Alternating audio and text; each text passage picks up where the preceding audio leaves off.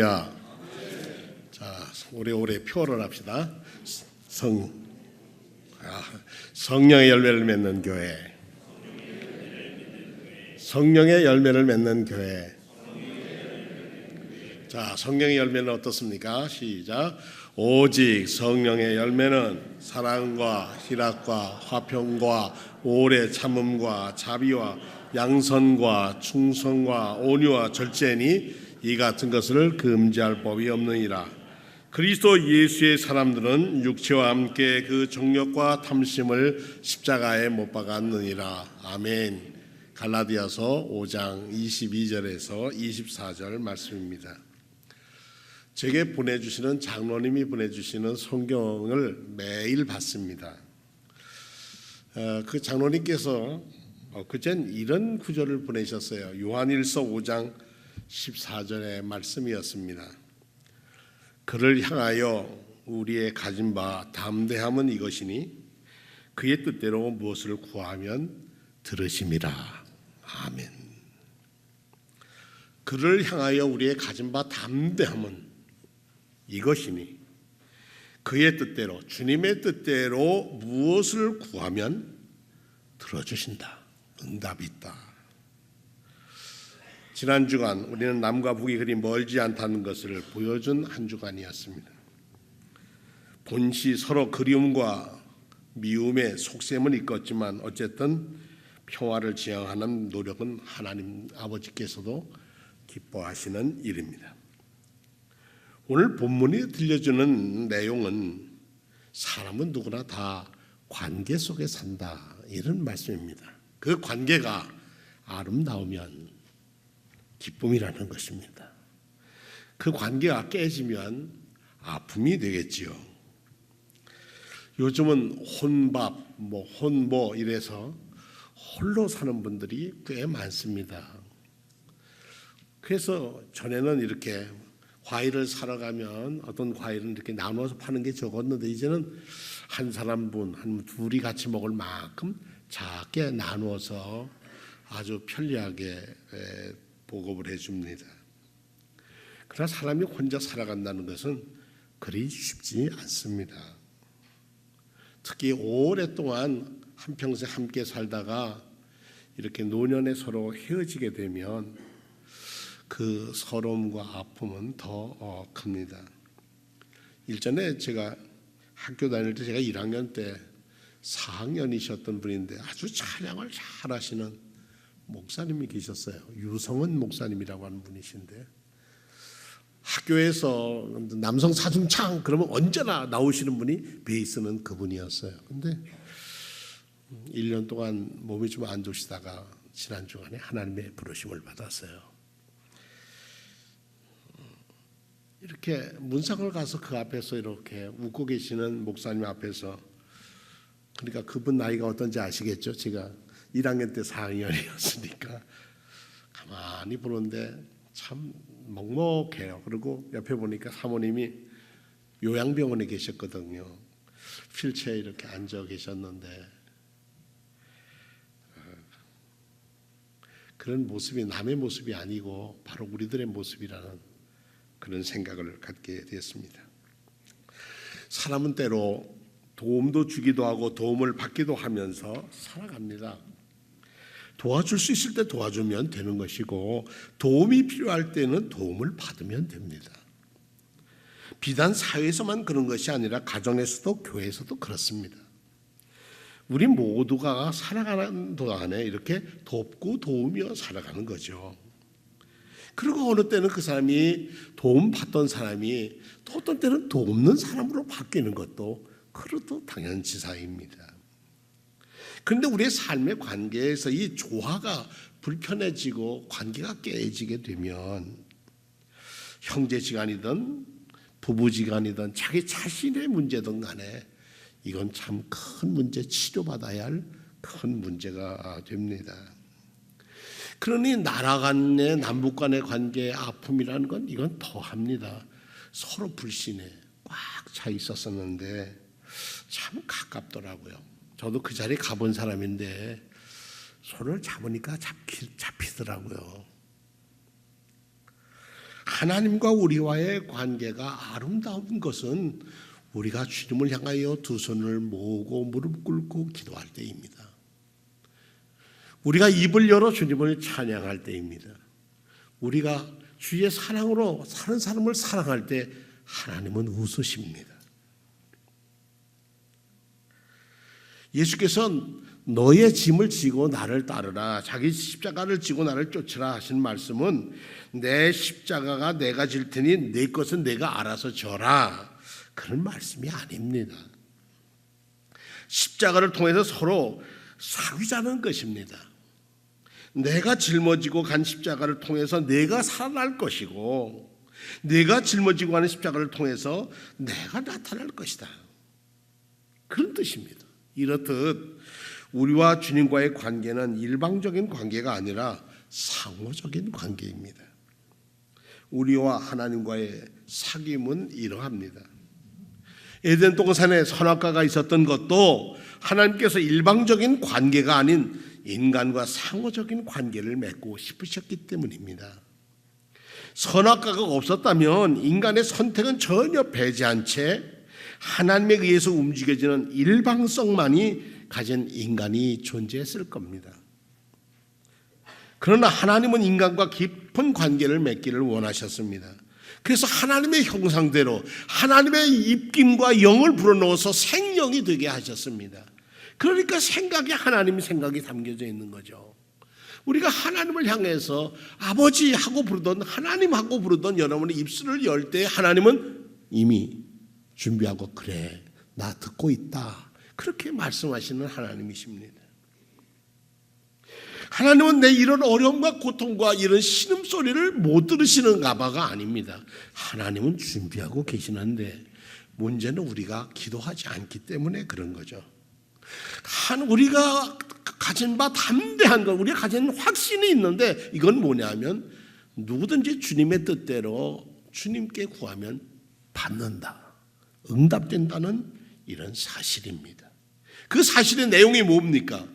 이 아름다운 관계의 사실의 내용은 아주 한마디로 사랑이다, 이렇게 주님은 말씀하십니다. 그러니까 우리들 안에 사랑이 메마르고 사랑할 마음이 없어지면 조심해야 합니다. 그때는 우리가 병들어가고 있다는 겁니다. 그러면 복음이라는 게 뭘까요? 이 깨어진 하나님과 인간과의 깨어진 관계를 위해서 하나님이 깨진 인간의 모습으로 이 땅에 오셨다는 겁니다. 그 깨진 관계가 이제 믿음이라고 하는 인간의 반응으로 다시 회복될 수 있도록 하나님 스스로 죽음을 선택하셨습니다. 깨진 관계를 잇기 위해서 그 깨어짐의 깊은 속으로 들어가신 것입니다. 그리고 그 깨진 관계를 십자가와 죽음과 영생의 부활로 이어놓으셨습니다. 이것을 가리켜서 복음이라고 합니다. 우리와 하나님과의 관계가 다시 회복된다고 하는 소식, 이 소식이 우리 인간들에게 복된 소식이 되는 겁니다. 그 복된 소식의 내용 안에는 구원이라고 하는, 그리고 요한복음에 가면 영생이라고 하는 선물까지 그 안에 담겨져 있습니다. 오늘 시편 133편 얼마나 좋은가, 어찌 좋은가, 얼마나 좋을까. 형제가 서로 사랑하며 사는 것, 형제 자매가 어울려 사는 세상이 제일 아름다운 세상입니다. 형제 자매가 어울려서 사는 모습이 당신에게 귀한 삶입니다. 요즘은 뭐 회갑잔치 이제는 별로 없고요, 팔순잔치도 있는데 가보면 가족들이 자녀들이 나와서 노래하고 가족들이 부모님께 절하고 기뻐하는 모습을 보면 참 아름다워요. 성경 안에서도 이런 아름다움을 많이 찾아볼 수 있습니다. 제가 세 군데만 찾아왔습니다. 요한복음 3장 34절, 13장 34절에 이제 나는 너에게 새 계명을 주는데 서로 사랑해라. 내가 너희를 사랑한 것 같이 너희도 서로 사랑해라. 이것이 새 계명이라는 겁니다. 새 계명은 우리가 마땅히 지켜야 할 계명입니다. 지켜도 되고 안 지켜도 되고가 아닙니다. 서로 사랑하라. 요한복음 15장에 가니까 12절에 내 계명은 이것이니 내가 너희를 사랑한 것 같이 너희도 서로 사랑하여라. 사랑에 나는 사랑받을 거예요 아니야, 사랑하는 지체가되라는 얘기입니다. 우리 예수 그리스도의 피로 구속받은 하나님의 자녀면 자정적으로 우리는 먼저 사랑하는데 뭐 해야 돼요? 우리가 선두권을 갖고 우리가 먼저 사랑해야 합니다. 베드로전서에 가니까 베드로 사도는 이렇게 썼어요. 여러분은 진리에 순종함으로 영혼을 정결하게 하여서 꾸밈 없이 서로 사랑하게 이르세요. 사랑에는 무슨 꼼수가 있는 게 아니에요. 꾸밈이 없이 순전하게 서로 사랑하게 이르렀으니 순결한 마음으로 서로 뜨겁게 사랑해라. 사랑할 때는 뜨겁게 사랑해라. 뭐 이 외에도 성경에는 사랑에 대한 말씀이 너무 많습니다. 형제 자매가 사랑하는 것. 오늘 시편 133편의 본문이 아주 석 절밖에 안 되는 자이지만 그 요약이 담겨 있습니다. 우리 모두 다 그렇게 서로 사랑해야 한다는 건 알고 있습니다. 성경에 그렇게 쓰여 있는 것도 알고 있습니다. 그런데 알고 있는 그 사랑이 실천하고 있는지는 전혀 다른 문제입니다. 우리 가정 속에서, 속회에서, 교회에서, 가정에서 서로 연합하여서 사귐의 기쁨을 누리고 있는가 하는 것입니다. 여러분들 아주 애송하고 있는 고린도전서 13장 사랑장에 보면 사랑은 이런 관계라는 것을 아주 진솔하게 보여줍니다. 제가 세 번역으로 읽어보겠습니다. 내가 사람의 모든 말과 천사의 말을 할 수 있을지라도 내게 사랑이 없으면 울리는 징이나 요란한 꽹과리가 될 뿐입니다. 내가 예언하는 능력을 가지고 있을지라도 모든 비밀과 모든 지식을 가지고 있을지라도 또 산을 옮길 만한 모든 믿음의 능력을 가지고 있을지라도 사랑이 없으면 아무것도 아닙니다. 내가 내 모든 소유를 나눠줄지라도 내가 자랑 삼아서 내 몸을 넘겨줄지라도 사랑이 없으면 내게는 아무런 이로움이 없습니다. 그래서 모든 관계의 으뜸은 사랑이라. 폴 틸리라고 하는 신학자는 우리가 죄가 뭐냐 그럴 때 죄는 하나님의 존재에서 떠나는 거라는 거예요. 나는 내 스스로 혼자 살 수 있어 하고 떠나는 것, 분리된 것을 죄라고 그랬고, 그러면 구원이라는 게 뭐냐? 하나님의 사랑 안에 들어오는 것이 구원이다. 탕자가 아버지 집에 돌아와서 아버지 품에 안기는 것은 구원받았다고 하는 사실입니다. 그런데 탕자가 어떤 허물을 졌든지 아버지는 용서하시고 아버지는 그에게 새롭게 자녀로서 출발할 길을 허락하신다는 겁니다. 그것을 뭘로 하셨느냐? 잔치를 베풀었다는 얘기입니다. 세상 논리를 보면 죄 짓고 나쁜 짓 하고 저 정말 인간도 아닌 사람, 저런 사람은 저 세상에 없어져야 해야 할 것 같아 하는 사람도 아버지 사랑의 대상이라는 겁니다. 형이 와서 굉장히 툴툴대죠. 그러나 아버지는 그렇잖아요. 저는 죽었다가 살아오지 않았냐? 관계가 깨졌다가 회복되지 않았느냐? 그런 문제입니다. 우리가 드리는 예배 또한 마찬가지입니다. 일주일에 한 번 예배에 참석하는 것으로 신앙의 본분을 다했다고 생각해서는 안 됩니다. 예배는 연합입니다. 하나님께 연합하는 것은 하나님과 깊은 사귐이고 우리 형제 자매들 간의 연합입니다. 그러니 예배는 주님께 드리는 예배로서 그쳐서는 안 되고 날마다 내 삶의 하나님과 연합, 형제 자매와의 연합을 위한 예배가 끊이지 않아야 합니다. 어제 제 아내가 그 영성일기에 대한 얘기를 제게 나눠서 영성일기에 대한 것을 조금 찾아봤습니다. 여러분들 잘 아는 선한복작교회 유기성 목사님이 하는 영성일기.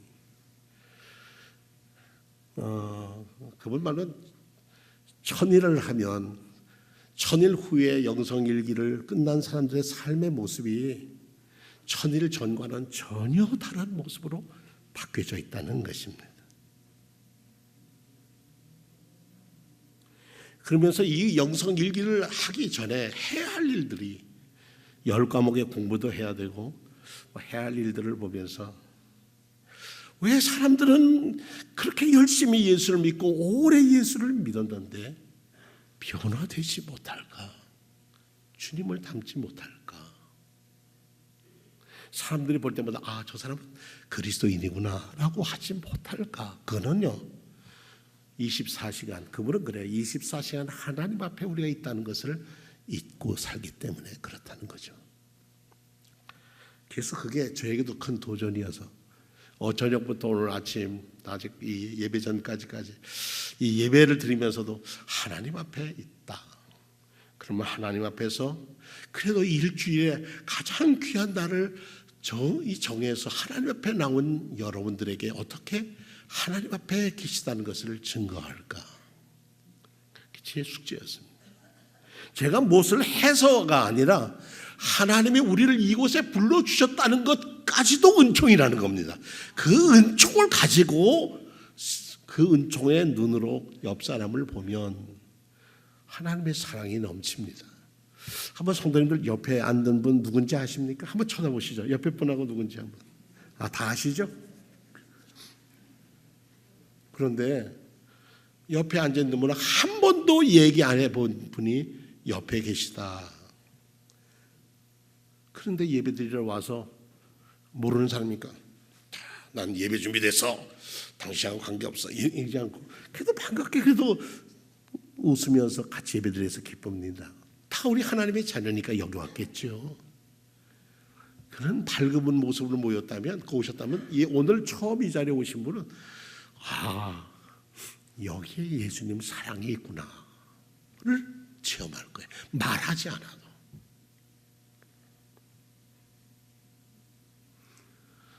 오랫동안 아픔 속에 있던 분이 그래도 하나님 앞에 온 걸 보면 그거는 큰 축복이죠. 하나님이 얼마나 기뻐하시겠어요. 그래.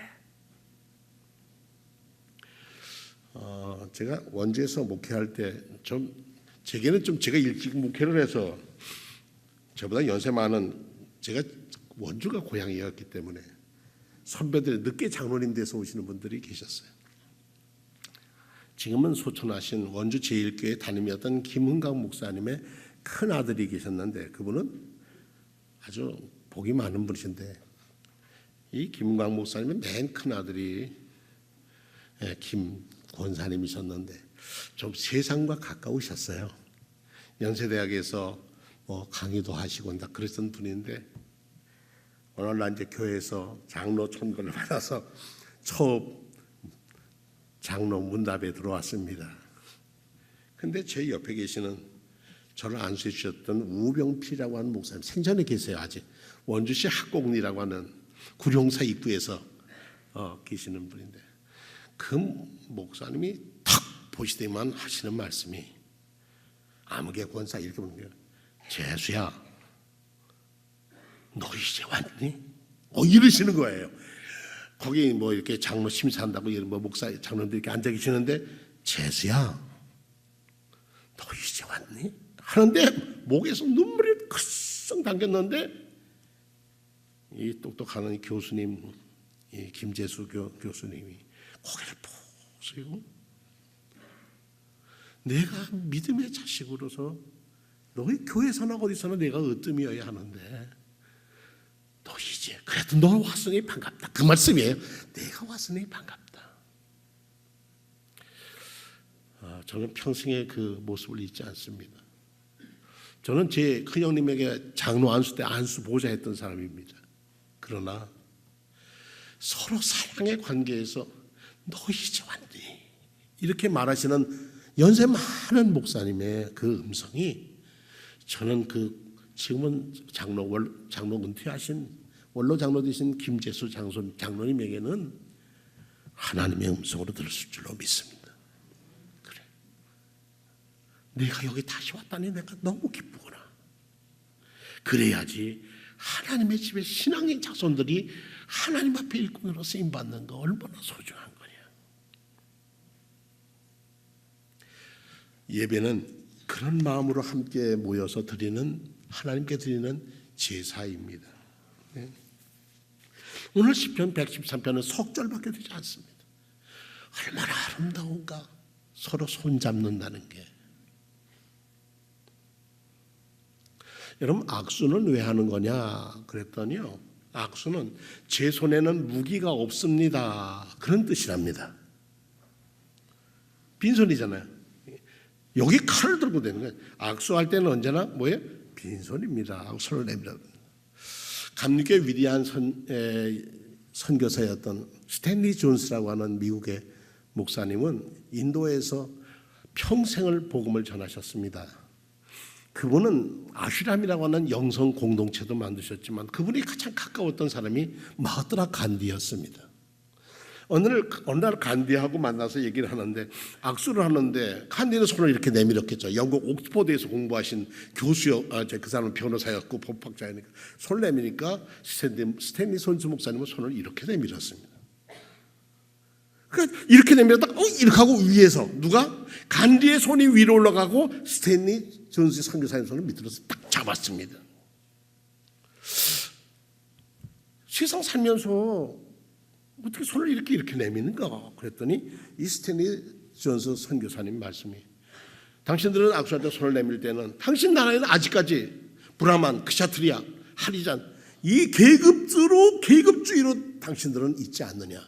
그러나 예수 그리스도께서는 두 손 벌려 십자가에 못 박아 죽으심으로 누구나 귀족이든 평민이든 누구나 다 하나님의 자녀로 받으시기 위해서 손을 내미신다.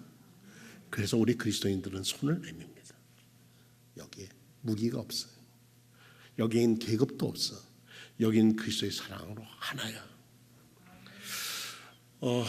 마하트마 간디는 평생에 스탠리 존스 목사님을 존경했습니다. 그리고 인도가 독립하기까지 얼마나 많은 도움을 주셨는지도 모릅니다. 스탠리 존스 목사님은 미국 UMC에서 감독으로 당선이 됐습니다. 그 다음날 그분은 사표를 썼습니다. 그 이유는 내가 저녁에 기도해 보니 하나님께서 나를 부르신 것은 감독으로 부르신 것이 아니라 선교사로 부르셨으니 나는 인도로 돌아가야 합니다. 그리고 인도로 돌아가셨습니다. 관계는 자기를 낮춤 속에서 높아집니다. 손을 내밀 때 악수하는 손만 내밀어도 대단한 것이지만 손을 펴서 주님이 못 박힌 손처럼 내 손을 보고 내 옆구리를 보고 네가 나인 줄 알아라. 부활하신 주님이 도마에게 말씀하시듯이 우리는 겸손히 손을 낮춰서 오늘 형제들이 손이 위이고 우리는 아래서 섬김의 손으로 잡아야 할 겁니다. 그리스도의 사랑으로 손을 잡으면 세상은 변화될 겁니다. 저는 이 땅의 봄이 오리라 믿습니다.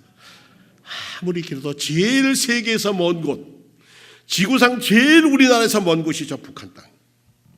그곳에 하나님의 교회를 세워지고 그곳에 하나님의 영광이 드러난 날이 오리라고 믿습니다.